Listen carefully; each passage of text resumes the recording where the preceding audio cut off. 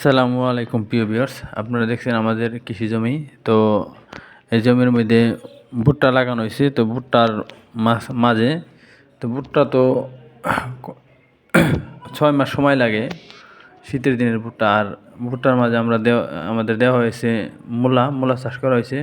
তো মূলাটা শীতের সময় ভালো একটা সবজি। তো এই সবজিটা যখন উঠে যাবে, ভুট্টাগুলো থেকে যাবে।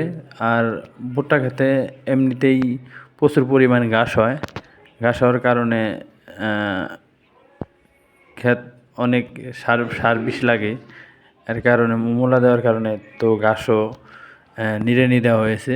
আর এবং মূলা যখন তুলে ফেলামো তখন ঘাসের পরিমাণটাও থাকবো না, এর লেগেই ভুট্টা খেতে মূলা চাষ করা।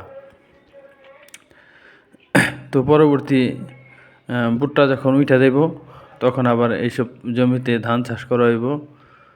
আর এখন বৃষ্টির কারণে কিছু কিছু ভুট্টা মার গেছে, আবার গোজা দিলেও ঠিক মতো হয় না। এর কারণে আমরা যে পরিমাণ ভুট্টা জমিতে আছে ওই পরিমাণই আমরা রেখে দিছি। তো আল্লাহ পাক এখান থেকে আমাদের যা ফসল দেয়, আলহামদুলিল্লাহ।